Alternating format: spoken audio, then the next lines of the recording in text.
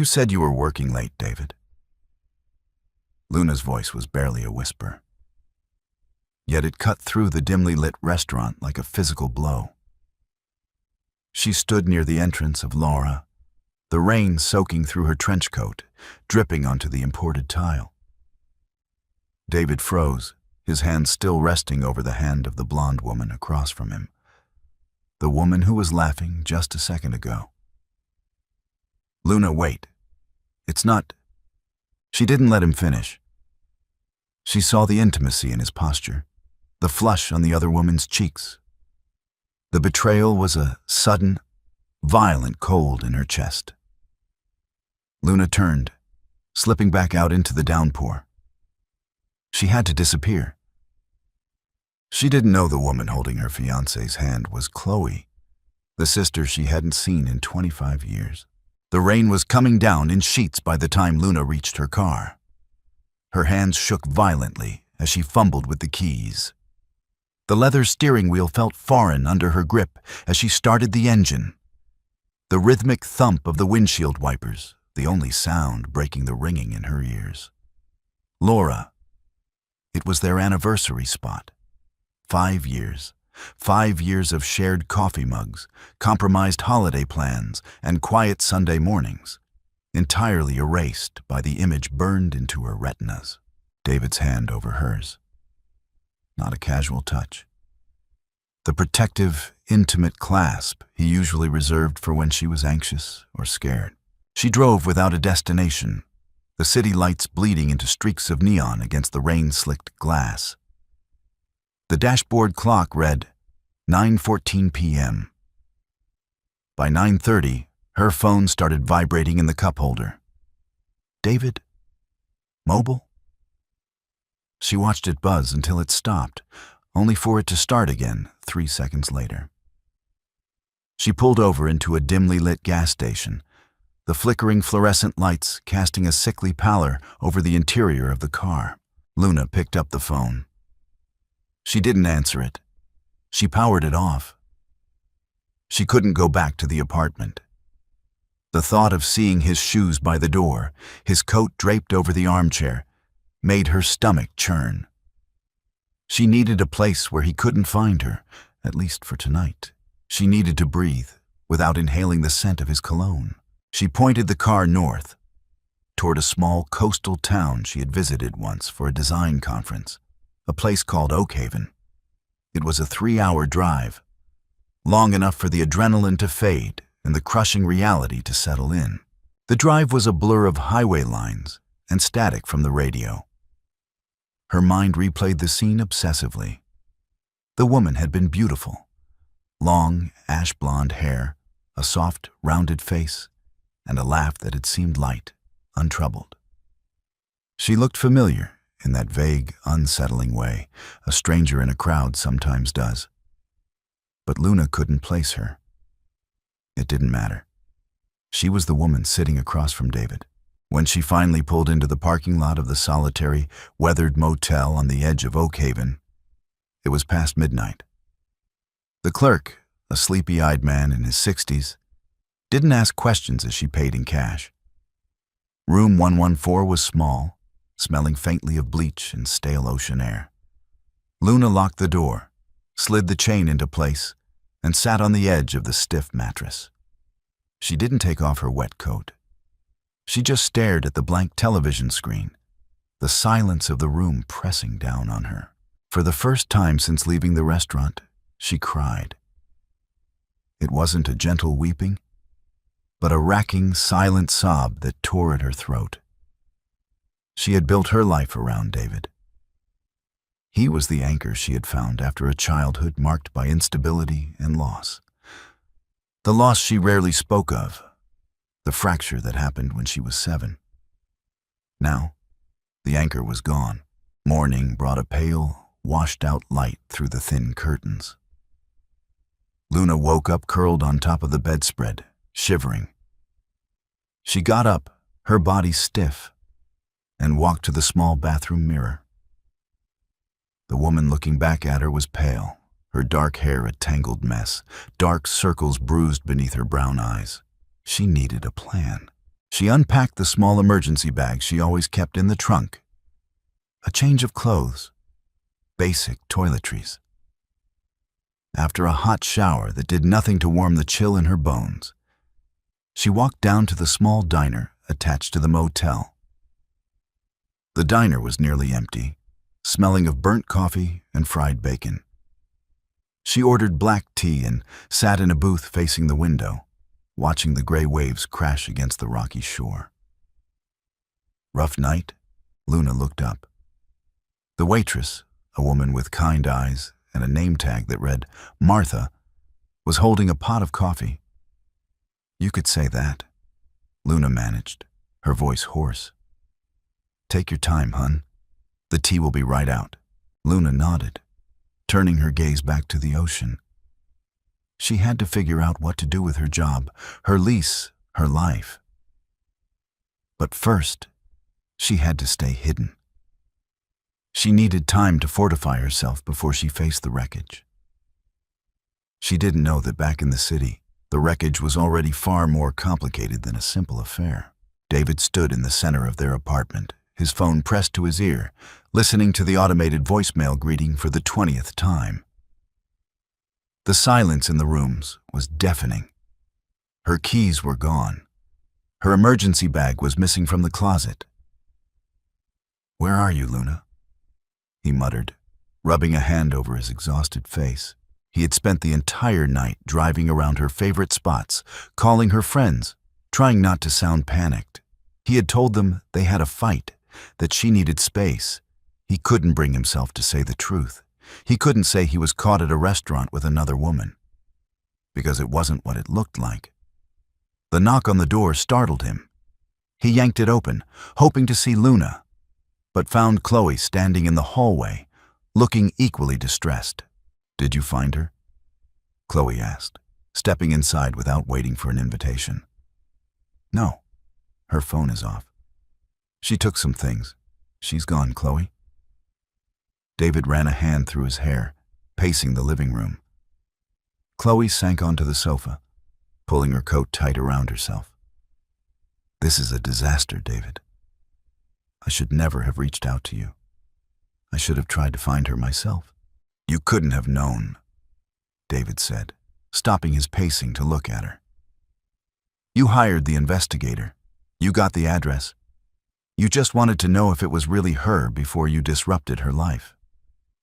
And instead, I destroyed it," Chloe whispered, staring at her hands. The resemblance was there, David thought, if you knew to look for it. They didn't look like twins. Luna had inherited their father's dark hair and olive skin, while Chloe had their mother's fair complexion. But the shape of their eyes, the slight tilt of their chin, it was unmistakable now that he knew. 2 months ago, Chloe had contacted him through his professional email. She had found a birth certificate, adoption papers hidden in her late mother's attic. She had discovered she had an older sister, separated from her when they were very young. The investigator had traced Luna to David, assuming they were married based on public records. David had met with Chloe out of curiosity, then out of a protective instinct for Luna. He wanted to verify Chloe's story before springing a long-lost sister on Luna, who still harbored deep trauma from her early childhood. They had been meeting to discuss how to tell her, looking over old photographs Chloe had found. Last night was supposed to be the night. He was going to bring the photos home, sit Luna down, and tell her gently. He had met Chloe at Laura because it was quiet, and she had been crying over a picture of them as toddlers. He had reached out to comfort her just as Luna walked in. "She thinks I'm cheating on her," David said, the realization hitting him anew. "She thinks I was having an affair. You have to find her," Chloe said, standing up. Her voice was firm now, urgent. "You have to explain. I can't be the reason she runs away. Not again. I don't know where she would go. She doesn't have family here. Her close friends haven't heard from her. Think, David. Where does she go when she's overwhelmed? when she needs to think. David closed his eyes, trying to sort through 5 years of memories. She liked the park near the museum. She liked the small bookstore downtown. But this was different. This was flight. She mentioned the coast once, he said slowly, opening his eyes. When work got really bad last year, she said she just wanted to drive north until she hit the ocean and stay in a cheap motel where nobody knew her name. Oakhaven, maybe? Then we go to Oakhaven, Chloe said, grabbing her purse. We have to find her before she makes any permanent decisions based on a lie. David hesitated. If we show up together, it might make it worse. She won't listen. I'll wait in the car. You talk to her first. But we have to try, David. She's my sister. The word hung in the air, heavy with 25 years of absence. David grabbed his keys. He had to fix this. He had to bring Luna back and tell her the truth, hoping the truth wasn't more painful than the lie she currently believed. The coastal wind of Oakhaven was bitter, carrying the sharp metallic scent of salt and decaying kelp. Luna walked along the uneven shoreline, her boots crunching heavily against the gray pebbles. She was an architect by trade, a woman who spent her life designing structures meant to withstand stress, weather, and time. She understood foundations, load-bearing walls, and the precise mathematics required to keep a roof from caving in. Yet, she had fundamentally miscalculated the architecture of her own life. She pulled her coat tighter against the chill, her gaze fixed on the churning, steely water of the Atlantic. The logic she usually relied upon was failing her. 5 years with David. 5 years of steady, predictable love. He wasn't a man prone to erratic behavior or sudden absences. He was the man who organized their tax documents in color-coded folders and remembered the exact anniversary of the day they adopted their cat. How did a man like that seamlessly weave a completely different woman, a vibrant, laughing blonde, into his life? Her chest tightened. A familiar, terrifying constriction. It was the same panic she had felt as a 7-year-old. Sitting in the sterile waiting room of a police station, her legs too short to reach the linoleum floor. She remembered the flashing red and blue lights painting the living room walls, the hushed, urgent voices of social workers, and the terrifying realization that everything she knew was gone. She had spent 2 decades building a fortress of stability to ensure she never felt that helpless again. David had been the keystone of that fortress.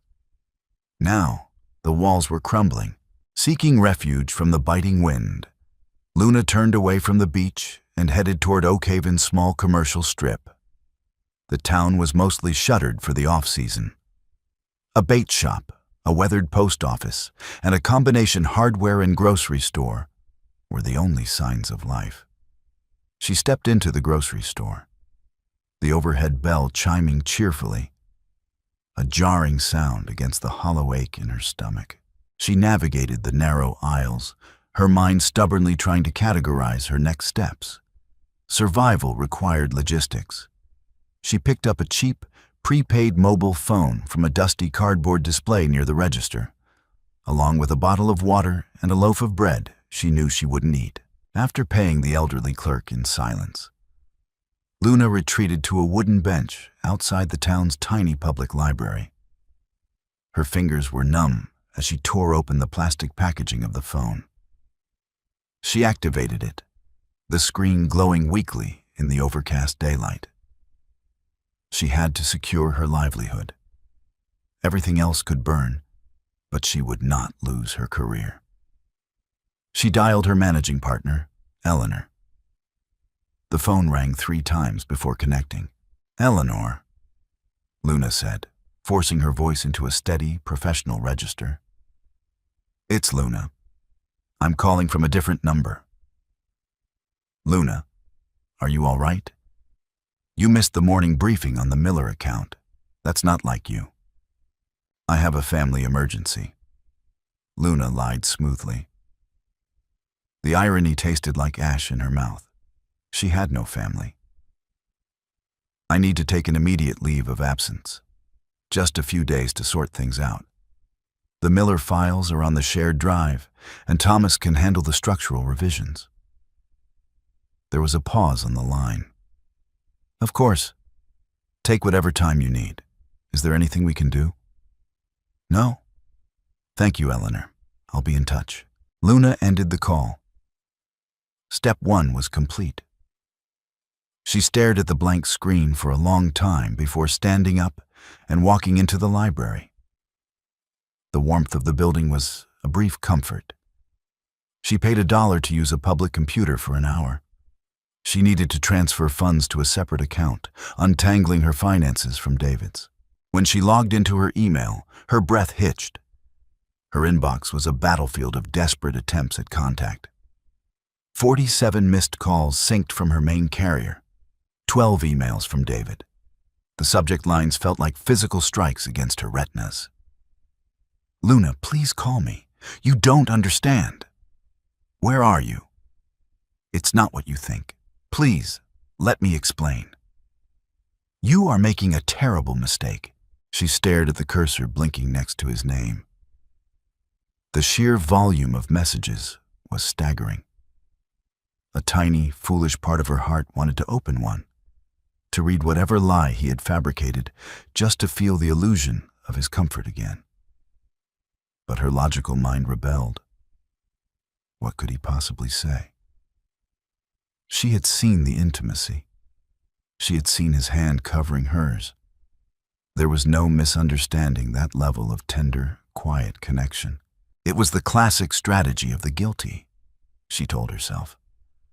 Flood the zone with panic, claim a misunderstanding, manipulate the narrative before the victim has time to process the trauma. She wouldn't fall for it. With a trembling hand, Luna clicked the master checkbox. She selected all 12 emails from David. Without opening a single one, she dragged them to the trash. She emptied the trash bin, the digital files vanishing into nothingness. She logged out, pushed the chair back, and walked out into the freezing coastal air, more alone than she had ever been. The highway stretching north toward Oakhaven was a gray ribbon blurring under the relentless assault of a fresh rainstorm. David gripped the steering wheel of his SUV until his knuckles turned bone white, the rhythmic, frantic slapping of the windshield wipers providing a tense soundtrack to the silence inside the vehicle. The dashboard clock glowed an ominous 3:15 p.m. They had been driving for nearly 3 hours, the weather slowing their progress significantly. In the passenger seat, Chloe sat rigidly, her eyes fixed on the deluge outside her window. The heater was blasting, but the atmosphere in the car was suffocatingly cold. The reality of the situation had settled over them both like a heavy, suffocating blanket. Tell me about her, Chloe said suddenly, her voice quiet, barely carrying over the sound of the rain. I've read the investigator's file. I know she's 32. I know she's a successful commercial architect. But what is she actually like? David kept his eyes on the brake lights of the semi-truck ahead of them. She's brilliant, he started, his throat tight. She sees the world in grids and angles. She likes things to make sense. If something breaks, she fixes it or throws it away. She doesn't tolerate ambiguity. Which is why she ran, Chloe murmured, pulling her knees up to her chest. She has an incredibly high wall, David continued, the pain of Luna's absence twisting in his gut. It took me 2 years just to get her to talk about her childhood, and even then, she only gave me the bare minimum. She hates surprises. She hates feeling out of control. And last night? He swallowed hard. Last night was the ultimate loss of control. Chloe closed her eyes, resting her forehead against the cool glass of the window. I should have just sent a letter. I was so arrogant.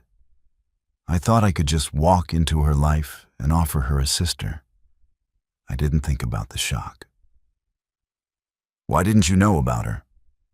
David asked, genuine curiosity cutting through his panic. The investigator said you two were separated when she was 7 and you were 2. My adoptive parents were incredibly wealthy and incredibly private. Chloe explained, her tone flattening out. They adopted me through a private agency after our mother, died. It was a closed adoption. They changed my name, moved across the country, and raised me as an only child. They gave me everything: money, education, love. But they completely erased where I came from. David glanced at her. The profile was so hauntingly similar to Luna's, yet the posture was different. Chloe carried the soft confidence of someone who had always been caught when she fell. Luna carried the rigid tension of someone who expected the ground to collapse at any moment. I didn't even know I was adopted until my parents passed away in a plane crash 3 years ago. Chloe continued, her voice trembling slightly. The estate lawyers found a safety deposit box. Inside was my original birth certificate. It listed my biological mother, and a note indicating she had an older daughter who had been placed in the foster system. Chloe looked over at David. Luna went into the system. I went to a mansion. The guilt of that, it's been eating me alive. It's not your fault, Chloe, David said softly. You were 2 years old. But it's my fault she's out there right now, thinking the man she loves betrayed her. Chloe countered fiercely. A green highway sign emerged from the mist. Oakhaven, 5 miles. David's heart rate spiked. We're close. There are only 3 motels in Oakhaven. It's a tiny coastal town. If she's here, we'll find her. And when we do? Chloe asked, dropping her feet back to the floorboards. If she sees me with you, she's going to assume the worst. She won't give you a chance to explain. I know, David said, taking the exit ramp a little too fast, the tires hydroplaning for a terrifying second before catching the asphalt. That's why you need to stay in the car. I'll go into the motels. I'll talk to the clerks. If I find her room, I have to go to her alone first. I have to get her to listen to me. What if she won't?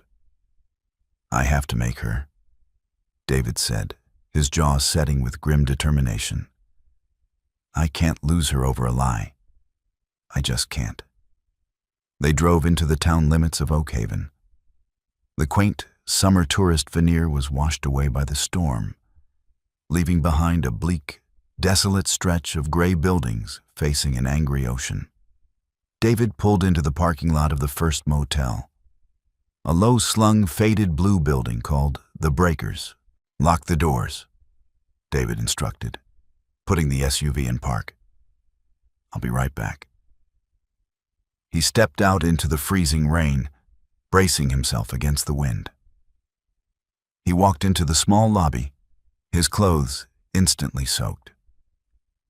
He approached the counter, pulling up a photo of Luna on his phone, a picture from last summer, her dark eyes smiling, her guard temporarily lowered. Excuse me, David said to the clerk, his voice laced with a desperation he couldn't hide. I'm looking for my fiancée. Have you seen this woman? The clerk, a man with deep, weathered lines etched around his mouth and a name tag that read, Gary, squinted at the glowing screen of David's phone. The rain battered the thin glass of the motel lobby door, creating a deafening drumbeat that matched the frantic, heavy pounding in David's chest. The air inside the small office smelled of stale tobacco and damp wool, a claustrophobic contrast to the raging storm outside. Gary took his time. He slowly wiped down the laminate counter with a gray rag, his expression infuriatingly unreadable. He remembered the woman from the night before perfectly. She had arrived well past midnight, drenched to the bone, trembling violently, and paying strictly in cash. She had looked exactly like a woman running from a ghost, Now, here was a frantic, soaked man with wild eyes, aggressively looking for her. "Can't say that I have," Gary finally drawled, his voice a low, gravelly rasp. He pushed the phone back across the counter. "Off-season brings a lot of folks looking for quiet. I don't make a habit of memorizing faces, buddy." "Please," David pleaded, his voice cracking with exhaustion and fear. He reached into his soaked wallet, pulled out a $50 bill, and slapped it onto the counter. When Gary didn't blink, David added another. "I'm not trying to hurt her. I love her. There's been a massive, terrible misunderstanding. If I don't speak to her right now, it's going to permanently ruin both of our lives. Just tell me if she's safe. Please." Gary looked at the wet currency, then slowly raised his gaze to meet David's desperate, bloodshot eyes. He saw no malice there, only a profound, vibrating terror. "She's safe," Gary said quietly, ignoring the cash entirely. "But if a woman comes to the edge of the world looking to disappear, I don't make a habit of holding the door open for the hound chasing her. Room 114. But listen to me carefully. You keep your distance if she tells you to back off, or I'm calling the county sheriff. Thank you. Thank you." David spun around, pushing his way back out into the freezing, relentless deluge. Meanwhile, a quarter of a mile down the road, Luna was walking back from the town library. She had her hands shoved deep into the pockets of her trench coat, her shoulders hunched defensively. The coastal wind was howling now, whipping the icy rain against her pale cheeks like tiny, stinging shards of glass. She felt remarkably hollowed out. The digital severing was complete. Her finances were secured in a solitary account, her job was on an indefinite pause, and her tracks were effectively covered. Logic dictated that she should feel a returning sense of control, a stabilization of her foundation. Instead, she just felt a vast, echoing emptiness, a structural void where her future was supposed to be. She rounded the corner of the shuttered bait shop, heading toward the faded blue facade of the breakers. She kept her head down against the biting wind, her heavy boots splashing carelessly through deep, oily puddles on the asphalt. Then, she stopped dead in her tracks. Through the thick gray sheets of rain, parked haphazardly near the illuminated motel office, was a vehicle. A charcoal gray SUV. Luna's breath caught sharply in her throat, a painful, ragged gasp that burned her lungs. Her dark eyes locked onto the license plate, the numbers searing into her brain. DHM824. It was his. The carefully constructed architecture of her escape shattered in an instant. Her mind scrambled for a rational explanation. How? How had he found her so quickly? She had powered off her mobile phone. She had used untraceable cash.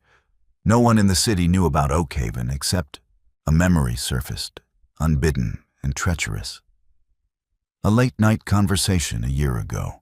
A shared bottle of Cabernet, her whispering into his warm shoulder about the overwhelming pressure of her firm. She had told him she just wanted to drive north until the highway ended in salt and sand, to a little town called Oakhaven, where she could just breathe. She had given him the very blueprint to her hiding place. Panic, raw, primal, and suffocating, flared in her chest. She couldn't face him. She couldn't listen to the timbre of his voice, couldn't look at the familiar hands that had so tenderly held another woman's just 24 hours prior. She needed to retreat. She needed to maintain the quarantine around her heart. Luna pivoted sharply on her heel, moving swiftly away from the motel's line of sight. She headed toward the jagged line of wet rocks that separated the small town from the churning, violent Atlantic. If she could just navigate the shoreline, wait him out, hide in the cold until he gave up and drove back to the city, Luna! The voice cut through the roaring sound of the crashing waves and the howling wind. It was a sound she had loved implicitly, a sound that had meant ultimate safety for 5 long years. Now, it sounded like a structural collapse. She didn't stop. She quickened her pace, her boots slipping dangerously on the wet, uneven asphalt as she reached the edge of the weathered boardwalk. Luna, stop, please. Footsteps slapped heavily against the pavement behind her, closing the distance with terrifying speed. He was running. Logic, cold and unforgiving, finally warred with her instinct for flight. Luna realized she couldn't outrun him in this weather, not in these heavy boots. And deeper than her fear was her pride. She refused to be hunted like a frightened animal. She was an architect. She designed structures meant to withstand hurricanes and seismic shifts. She would withstand this man. She stopped abruptly, her boots planting firmly on the slick wood of the boardwalk. She turned slowly around to face him, her features hardening into a mask of cold, impenetrable marble. David came to a skidding halt 10 feet away from her, his chest heaving violently, the rain plastering his dark hair flat against his forehead. He looked entirely wrecked. His eyes were red-rimmed and bloodshot, his expensive coat soaked through and heavy, his broad shoulders slumped with a complex mixture of immense relief and paralyzing fear. For a fraction of a second, the instinct to bridge the gap between them, to let him wrap his arms around her and block out the biting cold, was so overwhelmingly strong it made Luna physically dizzy. But then, the mental photograph of the blonde woman laughing in the restaurant flashed behind her eyes, hot and branding. "You have absolutely no right to be here, David," Luna said. Her voice was terrifyingly calm, carrying over the roar of the wind with precise, icy diction. "I left my keys on the counter. I took my things." The message was unambiguous. My departure was not a negotiation. "Luna, please, you have to let me explain," David begged, taking a hesitant, agonizingly slow step forward. He held his hands up, palms out, a universal gesture of surrender. "What you saw last night at the restaurant, it wasn't what you think it was. It wasn't an affair. I swear to you on my life." Luna let out a short, humorless laugh that sounded more like a cough scraping against her throat. "Do not insult my intelligence. I am not a naive girl you can easily manipulate with semantic games. I saw you. I saw the intimacy in your posture. You were holding her hand, David. You were looking at her the way you look at me. The mathematics of the situation are entirely straightforward." "It's not math, Luna, it's family," David yelled over a sudden, violent gust of wind off the ocean. Luna flinched physically, as if he had struck her across the face.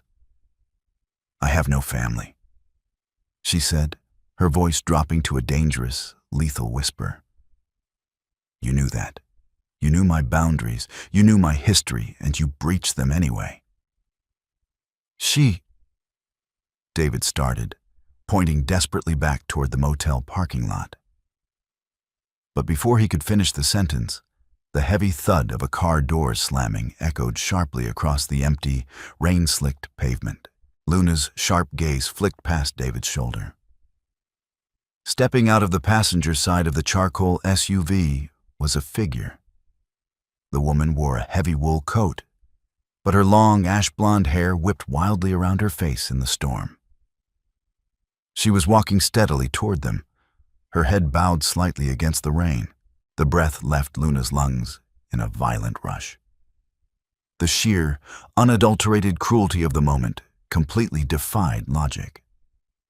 He hadn't just come to feed her lies and manipulate her back into compliance. He had brought her. He had brought the very woman he replaced her with to the edge of the earth to humiliate her. "You brought her here?" Luna's voice broke. the cold marble of her facade cracking violently to reveal the terrified, bleeding 7-year-old girl hiding beneath. How could you? How could you be so fundamentally cruel? Luna, wait, just look at her.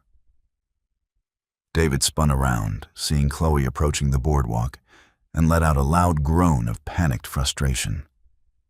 Chloe, I told you to stay in the damn car. Chloe ignored him entirely. She walked steadily through the freezing rain, her eyes locked onto Luna with an intensity that was unnerving. As she drew closer, Luna stepped backward, her hands curling tightly into fists inside her pockets, ready to defend herself against whatever bizarre psychological attack this was. Stay away from me, Luna warned, her body coiled with tension. Chloe stopped a few feet away, standing shoulder to shoulder with David. Up close, the blonde woman was shivering violently in the cold, but her eyes, wide, wet, and a striking, deep brown, were remarkably, hauntingly familiar. I'm so sorry, Chloe said, her voice shaking badly from the cold and the immense weight of the moment. I didn't want to do it this way. I didn't want to ambush you out here. But he wouldn't stop driving until we found you, and I couldn't sit in the car and watch him lose you because of me. Luna stared at her, the gears of her brilliant, analytical mind grinding to a painful halt. There was something profoundly unsettling about the way this woman was looking at her. It wasn't the look of a victorious mistress. It wasn't pity either. It was the look of a ghost desperately seeking absolution. Who are you? Luna demanded, the words tasting like copper in her mouth. Chloe took a trembling, deep breath, reaching a pale hand into the deep pocket of her coat. She pulled out a small, water-damaged square of paper. A photograph. With a shaking hand, she held it out toward Luna. Luna didn't move to take it. She just looked down at it through the rain. It was a faded, vintage Polaroid. 2 little girls sitting on a braided rug in a dimly lit room. One with dark, serious eyes and dark hair, holding fiercely to the hand of a smaller, blonde toddler with a bright, untroubled smile. My name is Chloe, the woman whispered, a tear escaping her eye and mixing with the rain on her cheek. My adoptive parents called me Chloe, but my birth name was Maya. And you used to hide me in the hall closet when the social workers came, because you promised our mother you would never, ever let them take me away. The world tilted violently on its axis. The roar of the Atlantic Ocean faded into a high-pitched, ringing static in Luna's ears. The solid concrete beneath her boots suddenly felt like it was dissolving into nothingness. She looked slowly from the faded photograph, up to the blonde woman's familiar brown eyes, and then to David, who was watching her with an expression of pure, agonizing heartbreak. Maya, Luna breathed out, the name feeling simultaneously foreign and sacred on her tongue. And in that single second, the impenetrable fortress she had spent 25 years building didn't just crumble, it vaporized completely. The rain continued to fall in relentless, icy sheets, but for Luna, the world had gone entirely still. She stared down at the small, square Polaroid in Chloe's trembling hand. The colors were faded, the edges worn white by time, but the image was undeniably real. The dark-haired girl in the photo was her. The blonde toddler was Maya. It was a tangible, undeniable artifact from a past she had sealed behind impenetrable steel doors 25 years ago. Luna's breath hitched, a shallow, fractured sound. Her logical mind, the meticulously organized engine that drove her life, was frantically trying to process a systemic failure of this magnitude. Records were sealed. The state had relocated her. The social workers said she was gone forever. It defied every parameter she understood about her own history. The rain is ruining it. Luna whispered, her voice sounding detached, as if it belonged to someone else entirely. Chloe looked down, realizing the icy precipitation was indeed spotting the vintage paper. She quickly withdrew her hand, sheltering the photograph against her chest inside the heavy wool of her coat. "I'm sorry. I needed you to see it." Luna swayed slightly, the adrenaline that had fueled her flight and her subsequent fury rapidly draining from her veins. Her heavy boots suddenly felt like they were cast in concrete. The boardwalk beneath her seemed to tilt. "Luna." David's voice was a soft, urgent rumble. He closed the remaining distance between them, stripping off his heavy, soaked overcoat in one fluid motion. He wrapped it securely around Luna's shivering shoulders. The fabric smelled faintly of his cedarwood cologne and the cold ocean air. For the first time in 24 hours, Luna didn't pull away. The familiar scent short-circuited her defenses. When his hands lingered on her shoulders, offering a steadying weight, a violent shudder ripped through her frame. "We need to get out of this weather," David said, his eyes scanning her pale face with deep, terrifying concern. "You're both freezing. Where's your room?" 114, Luna mumbled, her teeth beginning to chatter uncontrollably. "Okay, let's go inside. Please, Luna. Just let us get out of the cold, and then we will answer every single question you have. I promise you." Luna looked from David's pleading, bloodshot eyes to the woman, her sister, standing a few feet away, looking small and intensely vulnerable against the backdrop of the churning Atlantic. Logic dictated she maintain control, that she establish boundaries. But the fundamental truth was that she was exhausted, freezing, and her foundation had just been irreparably fractured. She turned without a word and began the slow, heavy trek back toward the faded blue facade of the breakers. David walked close behind her, a silent, protective shadow, while Chloe followed at a cautious distance.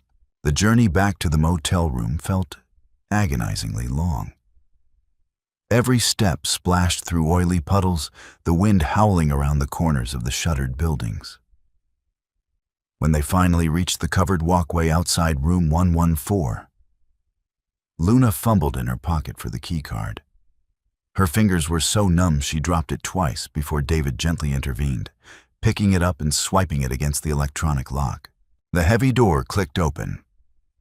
Luna pushed inside, stepping into the dim, stale-smelling room. The archaic wall heater was rattling loudly beneath the window, fighting a losing battle against the coastal chill. Luna walked mechanically to the small, round table near the window and sank into one of the stiff vinyl chairs. She pulled David's wet coat tighter around herself, her eyes fixed on the textured pattern of the cheap carpet. David entered next, gently guiding Chloe inside and pulling the door shut behind them, cutting off the roaring sound of the storm. The sudden quiet in the room was deafening, thick with an unbearable, suffocating tension. "I'm going to turn the heat up," David said quietly, moving toward the rattling unit. Chloe stood awkwardly near the door, water pooling around her leather boots. She looked around the grim, depressing motel room, her expression tightening with profound guilt. "I shouldn't have ambushed you like this," she said softly. "I told him it was a terrible idea. I panicked when you ran." Luna slowly raised her head. The numbness was receding, replaced by a sharp, prickling awareness. The woman standing before her was an absolute stranger. She had the expensive haircut, the tailored clothes, and the polished cadence of someone raised in extreme privilege. There was absolutely nothing connecting this woman to the terrified, barefoot toddler Luna had once hidden in a cramped, dark closet. "How?" Luna asked, her voice raspy but gaining strength. She looked directly at David, bypassing Chloe entirely. "If this is true, If she is who she says she is, how long have you known? When did the mathematics of this begin? David stopped adjusting the heater and turned to face her. The guilt on his face was absolute, stripping away any defense he might have prepared. 2 months, Luna. She contacted me through my firm's public email directory 2 months ago. Luna flinched as if she had been physically struck. 2 months? You sat across from me at the dinner table. You slept next to me. You helped me pick out tile for the kitchen renovation. And for 60 days, you knew my dead sister was alive. She wasn't dead, Luna. You knew she was adopted. To me, she was gone. Luna's voice suddenly shattered the quiet of the room, echoing sharply off the thin walls. She stood up, the oversized coat slipping from her shoulders. She was erased. The system swallowed her whole. I spent a decade in foster homes grieving a ghost. And you kept this from me? I was trying to protect you. David argued, his own voice rising in a desperate plea for understanding. You know how you are with your past, Luna. You have it locked in a vault. If I came to you and said, "Hey, your sister is alive and wants to meet you," you would have spiraled. You would have assumed it was a scam or a trick or someone trying to hurt you. So you decided to verify her yourself, Luna said, her analytical mind immediately grasping the architectural framework of his deception. You played the investigator. You met with her behind my back to ascertain if she was a structural risk to my life. Yes, David admitted, running a hand through his damp, dark hair. I met with her 3 times. We looked at the documents she found. We looked at the photos. I needed to be absolutely, unequivocally certain it was real before I detonated the bomb in your living room. Luna stared at him, her chest heaving. The logic was sound. It was exactly what she would have done for him. It was a calculated, protective measure designed to mitigate risk. But the emotional execution felt like a massive betrayal of trust. And last night? Luna asked, her voice dropping to a dangerous whisper. At our anniversary restaurant, I brought the photos, David said, his voice breaking. I was going to bring them home. We were going to sit on the couch and I was going to tell you everything. But Chloe was looking at that Polaroid and she started crying. She was terrified you would reject her. I reached out to hold her hand to calm her down. That was the exact second you walked through the door. Luna closed her eyes, pressing her fingertips hard against her temples. The puzzle pieces locked together with a sickening, perfect precision. There was no affair. There was no blonde mistress. There was only David, trying to build a safe bridge over a chasm of trauma, and spectacularly miscalculating the load-bearing weight of his own secrets. The silence that followed David's confession was heavy and oppressive, broken only by the mechanical hum of the struggling wall heater. Luna kept her eyes closed, retreating briefly into the dark, familiar architecture of her own mind. She needed to compartmentalize the data. She needed to separate the sting of the perceived infidelity from the massive, terrifying reality of the woman standing by the door. When she finally opened her eyes, she looked at Chloe. Really looked at her. Beneath the wet, expensive wool and the designer boots, the woman was trembling. Her brown eyes, Luna's eyes, their father's eyes, were wide with a quiet, devastating fear. She looked like someone waiting for a judge to hand down a life sentence. You hired a private investigator, Luna stated, keeping her tone flat, void of the roiling emotions threatening to drown her. It wasn't a question. It was an extraction of facts. Chloe nodded slowly, stepping slightly further into the room. After my adoptive parents died in a plane crash 3 years ago, The estate lawyers found a safety deposit box. My parents were wonderful people, Luna. They really were. But they were obsessed with a clean slate. They changed my name. They erased Maya. But they kept my original birth certificate in that box, along with a single letter from the adoption agency mentioning an older biological sibling who remained in state care. Luna felt a cold knot form in her stomach. You grew up wealthy? I grew up incredibly privileged. Chloe corrected softly, refusing to look away. Private schools, European vacations, a trust fund. I had everything. She paused, her throat bobbing as she swallowed hard. And then I found out that while I was taking horseback riding lessons, my older sister was bouncing between group homes. You couldn't have known, Luna said, the words slipping out automatically. It was a defense mechanism. She didn't want this woman's pity. You were 2 years old. Logic doesn't erase guilt, Luna, Chloe replied. The counter-argument was so swift, so sharply delivered, that Luna physically recoiled. It was exactly the kind of intellectual parry Luna herself would use. David watched the exchange, leaning against the cheap dresser, his arms crossed defensively over his chest. He saw the microscopic shifts in Luna's posture. He saw the moment she recognized her own fiercely intelligent cadence in her sister's voice. I hired the investigator to find you, Chloe continued, her voice steadying. It took a year. You changed your last name when you emancipated yourself at 18. But he eventually tracked your architectural licenses. He found your firm, and through public property records, he found David. Why approach him? Luna challenged, crossing her arms to mirror David's protective stance. If you wanted me, why go to my partner? Because the investigator's file also included a psychological profile, Chloe admitted, a flush of embarrassment rising on her pale cheeks. It noted you were intensely private, that you had no social media footprint, that you lived a highly structured, guarded life. I was terrified that if a stranger walked up to you on the street and claimed to be your dead sister, you would call the police and vanish. She's not wrong, David interjected softly from the sidelines. You would have bolted, Luna. You bolted last night over a misunderstanding. Luna shot him a glacial glare. Do not use my trauma to justify your deception, David.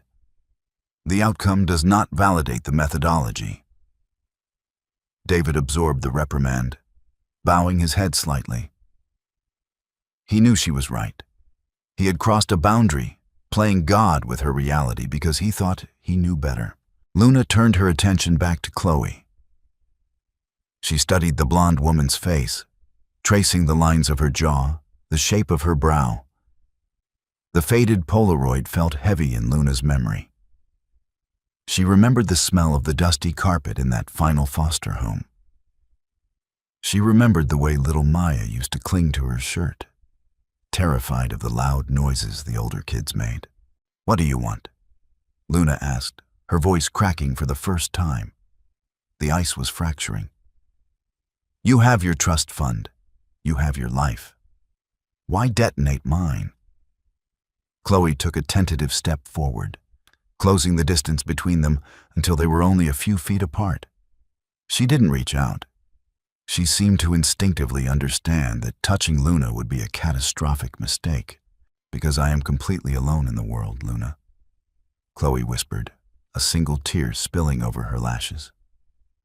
My parents are gone. I have money, but I have absolutely no foundation. I have no history. I have no blood. She looked deeply into Luna's eyes, the shared genetic code flashing between them like an electric current in the dim room. I don't want your money, and I don't want to disrupt your life. I just wanted to know if my big sister ever made it out of the dark. The words hit Luna with the force of a physical blow. The air rushed out of her lungs. The pristine, solitary fortress she had spent 25 years building didn't just crumble. It dissolved into ash.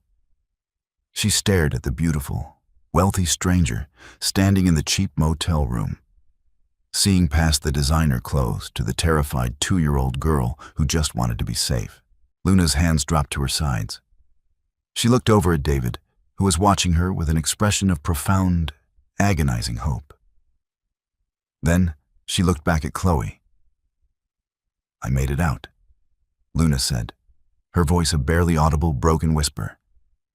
"But I had to leave a lot behind to do it." "I know," Chloe breathed, her own shoulders slumping in relief. Can we sit down? Can we just talk?" Luna looked at the 2 cheap vinyl chairs, then at the small, lumpy bed. The architecture of her reality had entirely shifted. The foundation she thought she knew was gone, replaced by something wild, unpredictable, and terrifyingly fragile. "Yes," Luna finally said, her voice shaking. "We can sit down." Luna took the chair nearest the window, the rattling heater warming the damp wool of David's coat still wrapped around her shoulders. Chloe sat on the edge of the lumpy mattress, her hands folded tightly in her lap.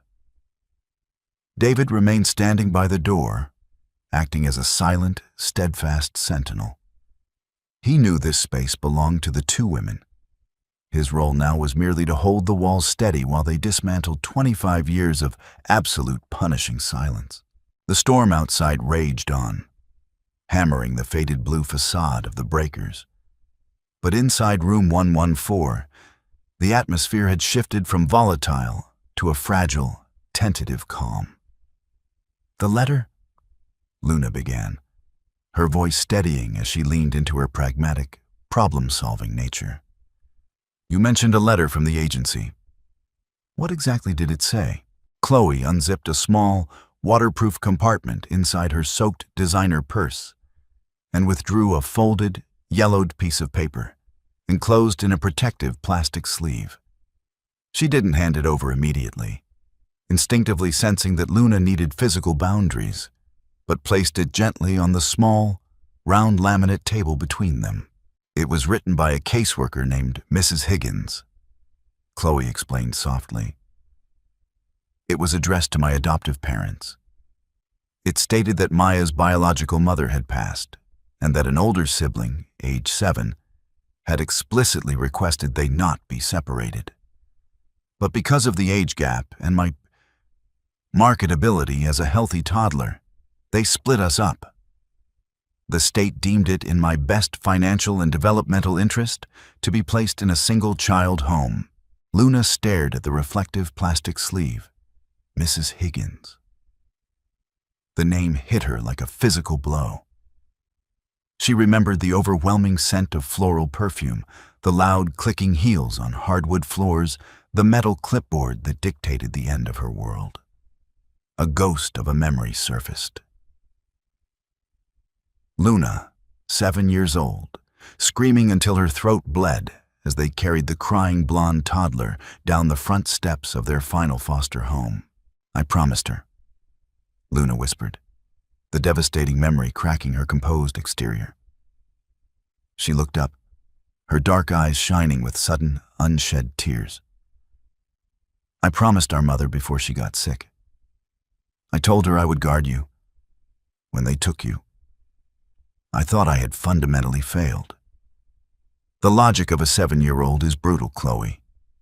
I internalized the systemic failure as a personal one.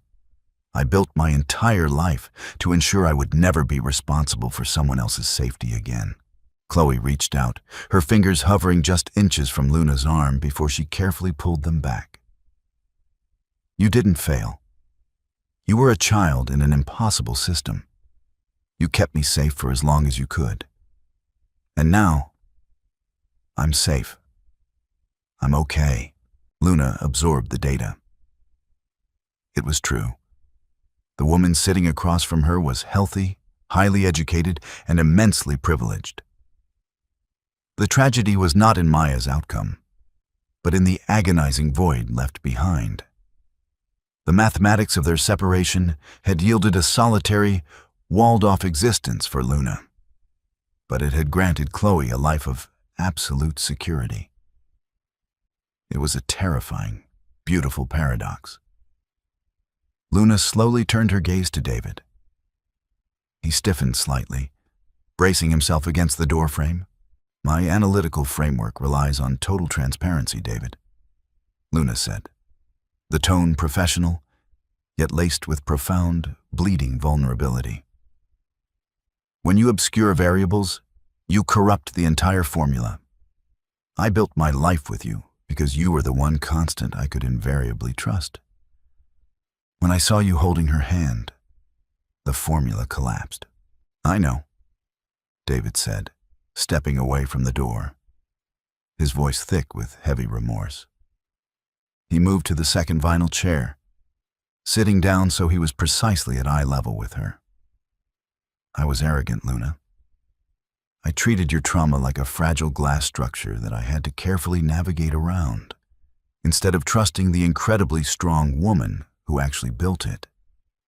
I wanted to hand you a perfect risk-free reunion. I was terrified that if I just told you the truth, you would bolt before we could verify it. You were attempting to stress test the foundation before letting me walk on it," Luna summarized, flawlessly translating his emotional intent into her familiar architectural lexicon.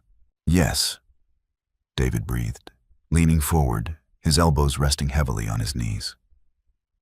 "But it wasn't my bridge to test. I overstepped. I lied by omission. And watching you run from that restaurant in the rain was the most terrifying moment of my life. I will spend the rest of our lives apologizing for the methodology, Luna.